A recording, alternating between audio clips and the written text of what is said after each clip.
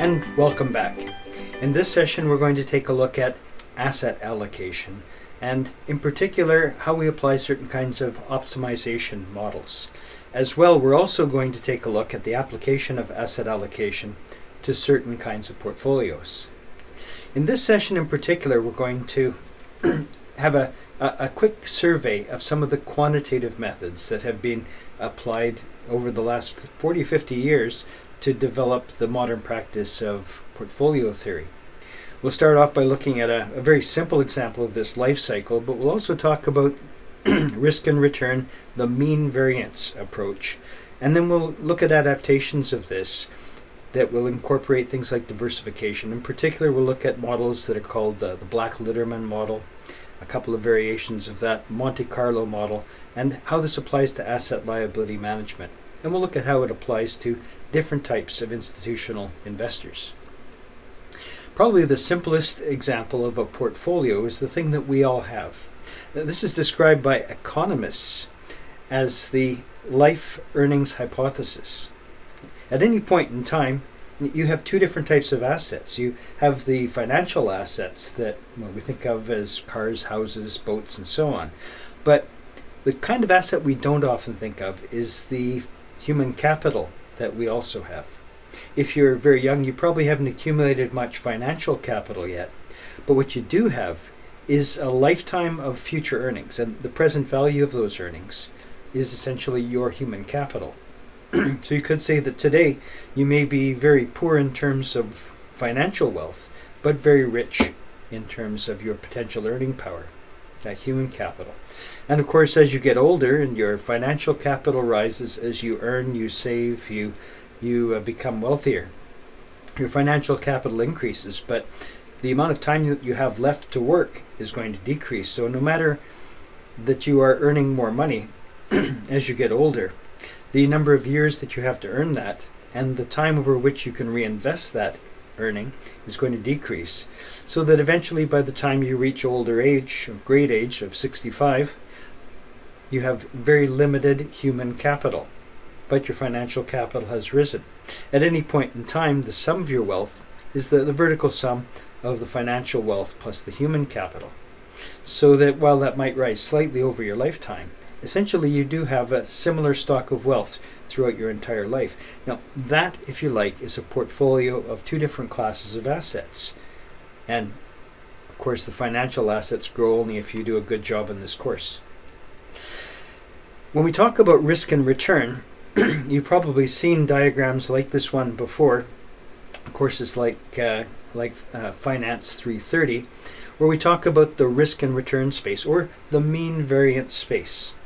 Here on my y-axis I've got my expected return, and on the x-axis I have my standard deviation. So return as we go up and risk as we go from left to right. If we're at any place on this chart, we have a combination of risk and return, and clearly the place that we'd like to be is on the less risky side of the chart, up high, up in this top left-hand corner. Anything that moves us from the bottom, in fact the worst place to be, down here on the bottom right-hand side, high risk and low return. Anything that moves us from the bottom right-hand corner to the top left-hand corner would be great. These green dots represent different portfolio options, and there may be thousands of them scattered across this chart, different combinations of assets in which we can invest. But the best ones, the best that give us the highest return and the minimum uncertainty or the minimum variance, will be the ones that form this efficient frontier. And that's what we talk about when we're talking about the efficient frontier. This idea, developed in the 1950s, helped to create what we now describe as modern portfolio theory. In fact, we also can combine that with borrowing and lending to create the slope that we describe in corporate finance as the security market line, so that any point on that dotted line is possible, because we can put money on deposit at the risk-free rate if we want to have a certain amount of safe assets, and then invest in the tangency portfolio, that particular portfolio that meets with the slope of the line, and make a mix of that, we can operate anywhere to the left of the line, and of course to the right hand side of that we can also participate by leverage, by using borrowed money and investing more in the tangency portfolio, taking greater risk, and the rate of risk return exchange will be the one that we observed at the point of tangency. Anyway, we're going to be talking a little bit more about that today, so I thought I would just remind you a little bit about what that looks like. Essentially, when we talk about mean variance optimization, we need to choose an efficient portfolio, and that means one on the on that security market, on the efficient market, efficient frontier line. And there are a couple of different ways we can describe this. Unconstrained essentially says that we're choosing from more than one portfolio where the asset weights must add up to one. So if we have 70% of one thing and 30% of another, that the weight of those assets can add up or must add up to one. Sign constrained adds an extra constraint that essentially says that when you make this up, you can't use short sales. So you can't have any negative weights in those portfolio. All of your assets have to be long. We'll come back and see how that works in just a second. Now, to do the unconstrained mean variance optimization approach, we need to know the weights of any 2 points on that line. The points on the efficient frontier are the minimum variance portfolios. So if we know any of the 2 points on the line, we can interpolate to figure out the points that are in between those points. So if our portfolios, each of those portfolios is made up of 3 different types of assets. This is a textbook example. I would presume there's something like stocks, bonds, and let's say real estate, or even cash. Stocks, bonds, and cash. We have one portfolio called Portfolio W for now. The first one has is made up of 70% of the first asset class, 20 of the second, and 10 of the third. So 70% equity, 20% bonds, and 10 in cash. And it has an expected return of 10%. And that makes sense because the stocks, the equities, are going to be a bit riskier. The alternative portfolio, 1 minus W, the alternative, is going to be made up of 50% equity, 30% bonds, and 20% cash. And because it's a bit safer, it has an expected return of 8%. So if you want to figure out how to have a portfolio with an expected return of 9.5%, it's somewhere between the 10 and the 8. So we just say that the formula for that would be 10 times W plus 8 times 1 minus W, and solve for W. And essentially what we get is that W has to be 75%. So 75 times 10% and 25% times 8% gives us that 9.5% of our portfolio. That's going to be the alternative portfolio. Now the alternative portfolio, the third one, the one that's in between, then we can calculate by using that interpolation. In this particular example, we're reminded from a fellow by the name of Fisher-Black, famous for the Black-Scholes model and also the Black-Litterman model that we're going to look at in a couple of minutes. Essentially, Black said that the asset weights of any minimum variance portfolio are a linear combination of the asset weights of the other 2 portfolios that are on that same efficient frontier. So if one of our minimum variance, minimum variance portfolios has weights of 80%, 15%, and 5%, and operates on that line, and has a return of 10.5%, and the second has weights of 40%, 40%, and 20% with an expected return of 7.4%. To find the portfolio with an expected return of 9.57%, well, we know that we have to have 10.5 of one portfolio, 10.5% on one portfolio W, and 7.4% 1 minus W. Solve for W again, and here we find that W is 70%, and 1 minus W, the alternative, has to have a weight of 30%. Now that we know that, and we're remembering exactly how this works and that we're operating at 2 points on that efficient frontier set curve, then we can we can solve it this way. Remember, our asset classes were things like equities, bonds, and cash. So weight, asset class 1, weight of equity, the weight of bonds, the weight of cash. And our two portfolios are the first term and the second term. So we said 70% of W and 30% of 1 minus W. So 70% times 80%.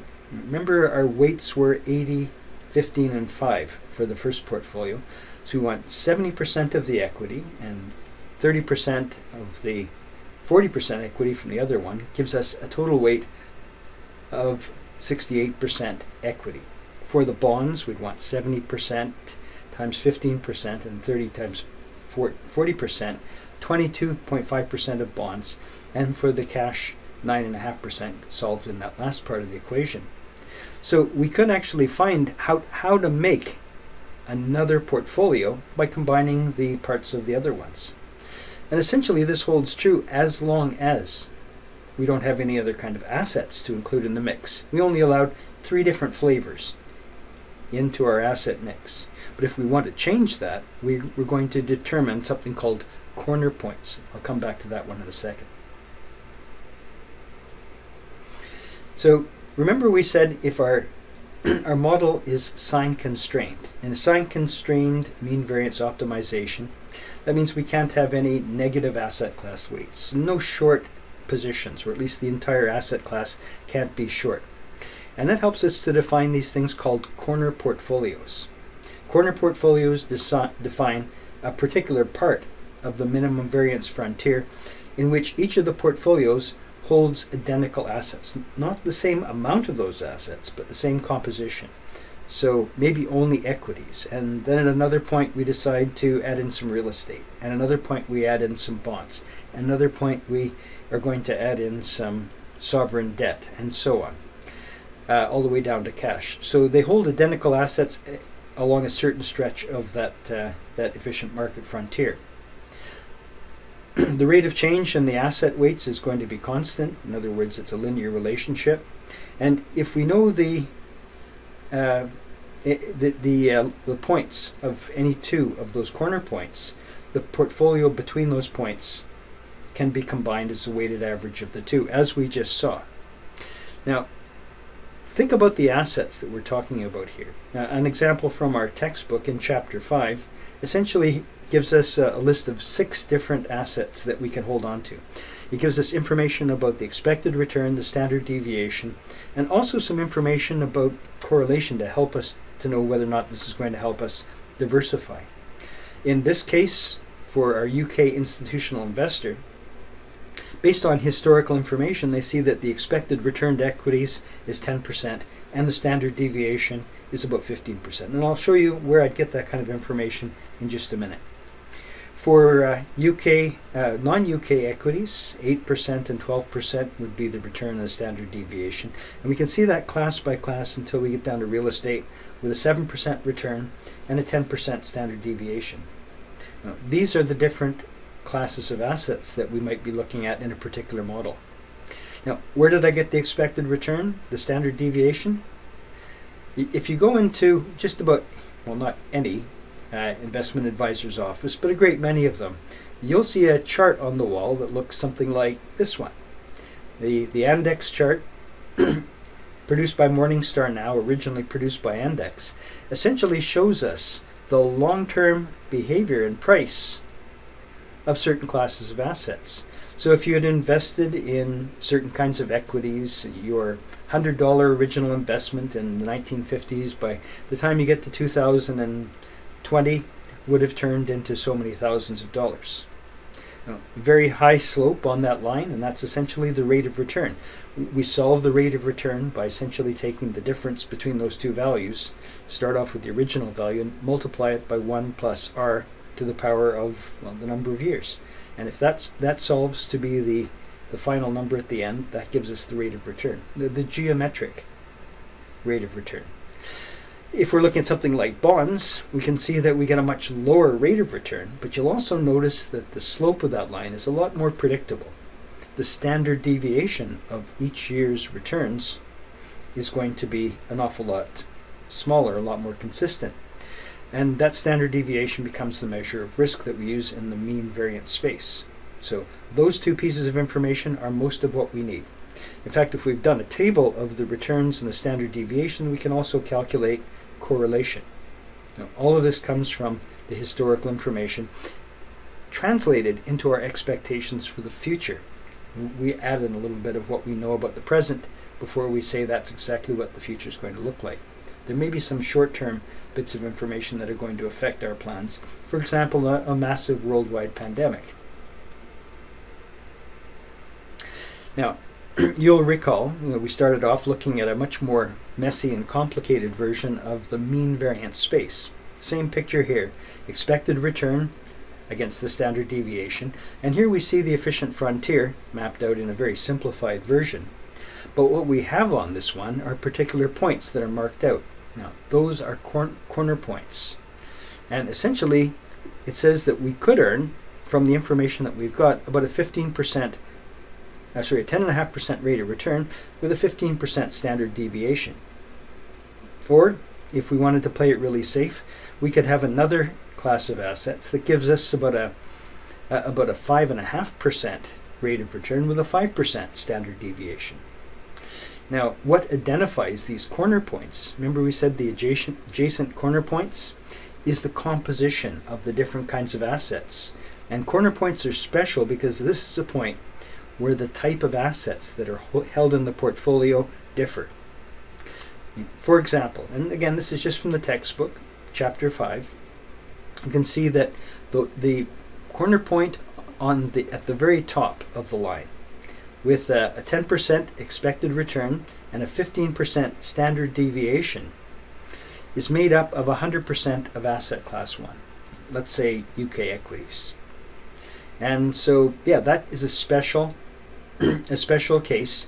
It's only got one type of capital that's involved in it, but when we look at corner portfolio number 2, and that is the one that is just beside it on the line, it produces an 8.86% rate of return with an 11.04% standard deviation.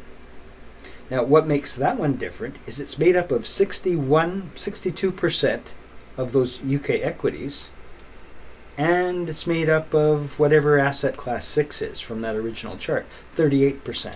So we added in a second type of asset. Any place on that line can be found by taking different mixes of equities and assets and basically reproducing those two different portfolios using the interpolation formula that I showed you on the previous slides. The next one to the left is 8.35% return and 9.8% standard deviation. And for this one, we add a third class of assets. So we have 40% equities, 13.85, and I believe that was non-UK equities. And then we also have whatever the real estate or whatever that was in asset class number 6, 45% of that. So we've added a third type of asset in order to get corner point number 3. Ultimately, we get to corner point number 7, the minimum variance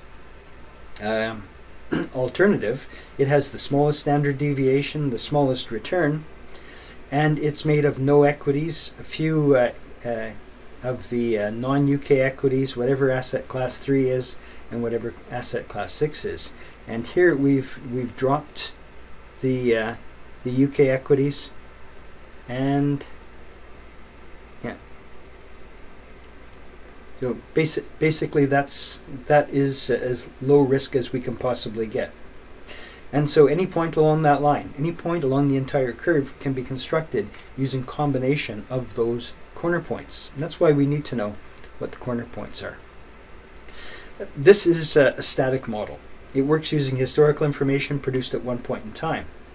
Now, of course, it was pointed out that we can probably do a little bit better by retesting with different information or from different information sources and at different points in time. So this will reduce what we call the tracking or the estimation error, allowing us to be more capable of reproducing our information.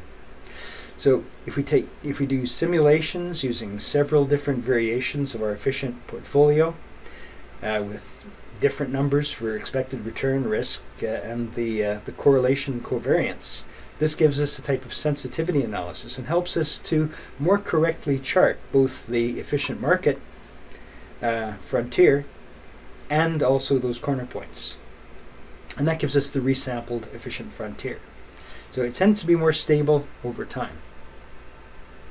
Now, I mentioned Fisher Black, quite famous for a number of things, including helping us to learn to price options using the Black-Scholes model. Didn't win the Nobel Prize for that one, only because he passed on before they gave Myron Scholes that prize. Robert Litterman and Fisher Black, working at Goldman Sachs in the 1990s, produced the Black-Litterman optimization model. They were some of the early quants back in the 1990s. And essentially, a couple of variations of that, the unconstrained Black-Litterman model essentially said the weight of assets in a global benchmark, and the most common benchmark that we use now is produced by Morgan Stanley Composite Indexes, or MSCI, and the biggest single index, one we'll talk about a little bit more in the course, is the MSCI World Index. There are a variety of other indices, but as long as we know that we're clear that we're talking about that one. So we use that global benchmark to adjust to reflect the investors' views, creating a rules-based probability procedure. And of course, we're not going to go into all the details here. We're just introducing the idea. The simple Black-Litterman reverse engineers the expected returns that are produced by observing the portfolio of our clients and past investments, combining them with the investors' views looking forward and their confidence regarding those views. So the unconstrained is a broader view using a more basic source of information. And that information I mentioned, the MSCI World Index, essentially here we have stocks that represent most of the companies on most of the world markets. A large emphasis on US markets, and some of the world's largest companies tend to dominate. Of course, the US markets, I think, represent around 60% of the total MSCI World Index. But on the day that I downloaded this from their website, you could see that the index itself represented around $33 trillion worth of global assets and a broad sectoral representation. So this would be a good example of where we would get information for a model like that. An alternative method of sampling, in order to create that optimization, is to just throw numbers into a computer and let the computer run all of the possibilities over and over again, and it throws out the number, kind of like a roulette wheel. And working on the basis of probability theory, that's why we call it a Monte Carlo simulation, this model, which is actually an add-on model that you can buy for Excel. A couple of different versions of that marketed by, I think, SAP as well as IBM. Cristobal and At Risk are two of the most common brands. This standard statistical add-on calculates and describes the outcome resulting from alternative versions of your strategic asset allocation under different scenarios, produced at random using boundary numbers and standard deviations, other information like return, changes in GDP, differences in labor force composition, whatever models you'd like to include, and it uses that to create an alternative number of thousands of alternative sets of different outcomes, and tells you what the likely best combinations are going to be, using a probability distribution as the outcome. We can also make our asset allocation focused on our asset liability management requirements. This is especially important if you're working with a foundation that has significant liabilities. Organizations like a life insurance company has to consider the timing of payouts and has to match the duration of assets to the duration of liabilities in order to make sure they have the right liquidity and risk profile. So it's designed to ensure that we're able to pay our bills as they come due from the assets that we hold in the portfolio. It also has to consider the different risk characteristics of the liabilities as well as the assets. And again, it focuses on creating a surplus. Um, Experience-based asset allocation is essentially based on the experiences of people that work in the industry. What has worked historically in the past? Tradition, experience, rules of thumb. Those are all good terms. It's inexpensive to implement and usually comes with some simple rules, like starting off with a 60-40 stock to bond allocation as a neutral starting point. And if your client is much more risk averse, add on more bonds, reduce the equity. And if the client is more comfortable with risk, increase the equity and decrease the bonds. We say that the allocation to stocks increases with the time horizon. If you're going to need the money in 3 weeks or 3 months, time less than a year, the market can do a lot of crazy things in a year, so you'd have a much greater concentration in bonds. If you can let that money sit for 5 years and you don't have to touch it during that period, you would probably go much more towards equity. Another rule of thumb is to simply use 100 minus your age. So if you're 25 years old, then you would have 100 minus 25. You'd have 75% equities and 25% bonds. If you're 65 years old, well, 100 minus 65, 35% equities and 65% in bonds. Now, different types of investors have different requirements, and that also falls into or is a big part of our asset allocation system. If we're talking about individual investors, they are taxable. If they're high net worth individuals and high earning individuals, they're probably paying a high rate of personal tax. Human capital, as we discussed at the very beginning, is a big part of the investor's value. So the present value of future income has got to be a big part of the calculation. We also want to make sure that we understand the nature of the income. If you're working in a government job, very little chance of getting laid off. Salary might not be as high as in some other occupations, but it's safe. And the chances of getting a big bonus are also pretty low. So the income levels are relatively safe. So higher allocation to equity makes sense because there's much more stability. You don't have to worry about living off your savings in a bad year. Not the way that somebody that lived on commission perhaps would have to. If you're a financial advisor and the market crashes and you're only earning money from your commissions and your trading income, that may fall away to nothing. So that would be a job in which you'd probably want to have safer investments like bonds. If you have a high correlation of your human capital with the stock market, if you're a stockbroker or an investment advisor, that means you should probably go for lower equity allocations and higher bond allocations. More labor flexibility would also allow you to have higher equity allocations if your jobs are kind of there and can be picked at as you need them. A couple of other factors that might be important: mortality risks. If we're talking about a family's wealth, well, that could obviously decrease substantially with the loss of a main wage earner, although you can hedge by buying insurance, buying life insurance. Longevity risk is the opposite kind of risk. And that's the risk that you're going to outlive your savings in retirement. And the way that we'd get around that is to use part of our wealth and use that to buy an annuity product from a life insurance company to get past that risk. If you're talking about pension funds, and here perhaps we're talking about a defined benefit pension plan, investments are highly regulated. We mentioned things like ERISA as a regulator in the United States, or the provincial governments in each of the provinces in Canada. The investments may be highly regulated. You can't invest in certain classes of assets, and you can't invest in the riskier ones like junk bonds. You need to have the liabilities covered. You have to make sure you have liquidity to pay out the current benefits. So asset liability management becomes part of your planning, covering shortfall risk, the chance that your income from your investments is not going to be high enough to meet your liabilities, looking at the volatility of the surplus and the volatility of the contributions. An alternative, of course, is to use asset-only management. And if we are using that kind of an approach, then we would be we'd be focusing on the lowest possible standard deviation, therefore going into a lot of safer investments. If we're talking about foundations or endowments, we don't have to worry so much about tax in this case because they tend to be tax exempt. But we need to be able to fund the spending requirements and meet the inflation costs as well.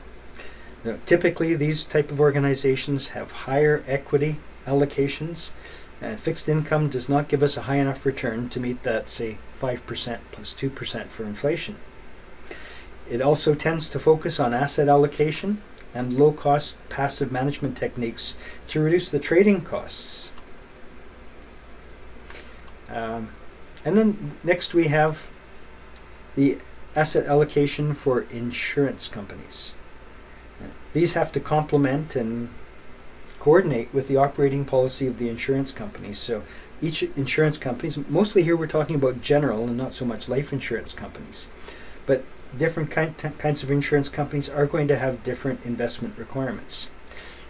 We need to make sure that the risks that are going to be attached to the different kinds of investments are going to work alongside the risks that are attached to those insurance products, and as well as meet the return objectives of that insurance company. And insurance companies really do live on their investment income. Of course they make money by selling premiums and by minimizing their claim expenses. But for many companies, the size of their pool of investments is so large that there may be a greater earnings from their investments than they get from writing insurance policies. And they may also segment their policies alongside of product lines to make sure that they have a line-by-line match, product line by product line match of assets and liabilities. If we're looking at banks, banks are the most regulated organizations in the world because we're always worried about some type of systemic risk, the risk that one bank falls and brings a lot of other banks down with it. Especially after 2007, 2008, we saw the creation of a lot of new rules. Now, essentially, banks are taxable and they have very short-term liabilities. The chances of depositors asking for their money is very high, so we have to make sure that our assets are relatively short-lived in order to match our very short liabilities. We have a lot of regulations. We can't invest in certain classes of assets. We're restricted in how much we can depend on our own trading. Proprietary trading is highly restricted after 2008. Our asset allocation has to make sure that it considers interest rate risk, that we're not making interest rate worse, and perhaps our assets will be a hedge against that, provide liquidity to cover our liabilities, provide income, and also help to balance the credit risk that we have from our loan portfolio. Now, and that pretty much covers what we needed to say about optimization. One other topic that is important that I should also mention at this point in time is that whenever a fund manager is looking after a portfolio and has built a strategic asset allocation, usually there's something that's kept aside to deal with short-term changes. We know that it's difficult to trade on information, but essentially that's what we try to do. And trading on information, on new information, is considered active management.